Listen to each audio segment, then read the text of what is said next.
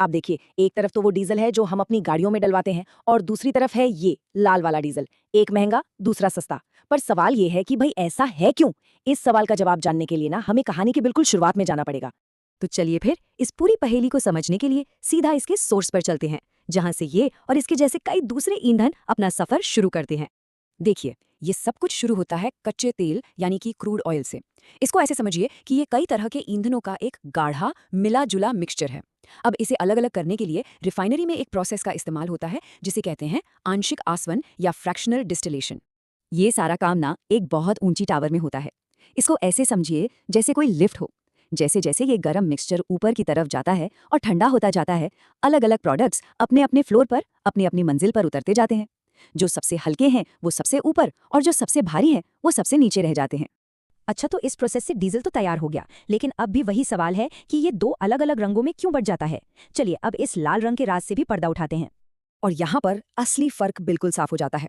एक तरफ है नॉर्मल साफ डीजल जो महंगा है, जिस पर पूरा टैक्स लगता है और जिसे सड़क पर चलाना लीगल है।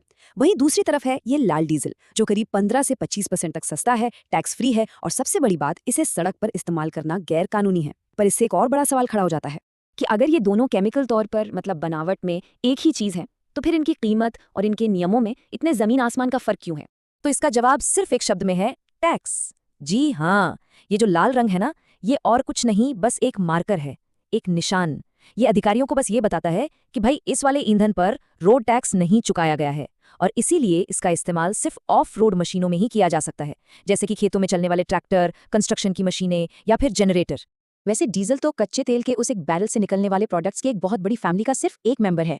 चलिए बाकियों से भी मिलते हैं। वासवन टावर याद है? तो उसमें सबसे ऊपर सबसे हल्के प्रोडक्ट्स जमा होते हैं, जैसे हमारे घरों में इस्तेमाल होने वाली एलपीजी, हमारी गाड़ियों का पेट्रोल और हाँ, हवाई जहाज का ईंधन यानी केरोसिन भी वहीं से आता है। और फिर प्रक्रिया के सबसे आखिर में बचते हैं ये सबसे भारी गाढ़े प्रोडक्ट्स, जैसे कि फर्नेस ऑयल जो बड़े बड़े स्टील प्लांट चलाता है, और बिटुमिन जिसे हम आम भाषा में डामर कहते हैं, जिससे हमारी सड़कें बनती हैं। तो अब हम ये तो समझ गए कि कैसे कच्चे तेल को रिफाइन करके इतने सारे जरूरी प्रोडक्ट्स बनते हैं। पर शायद ये जानकर हैरानी होगी कि इस पूरे खेल में भारत दुनिया में एक बहुत बड़ा खिलाड़ी है। जरा ये नंबर देखिए, ग्लोबल एनर्जी मार्केट में भारत की क्या हैसियत है वो इसी नंबर में छिपी है। भारत दुनिया में दूसरे नंबर पर है, क्योंकि भारत रिफाइंड पेट्रोलियम प्रोडक्ट्स का दुनिया का दूसरा सबसे बड़ा एक्सपोर्टर है।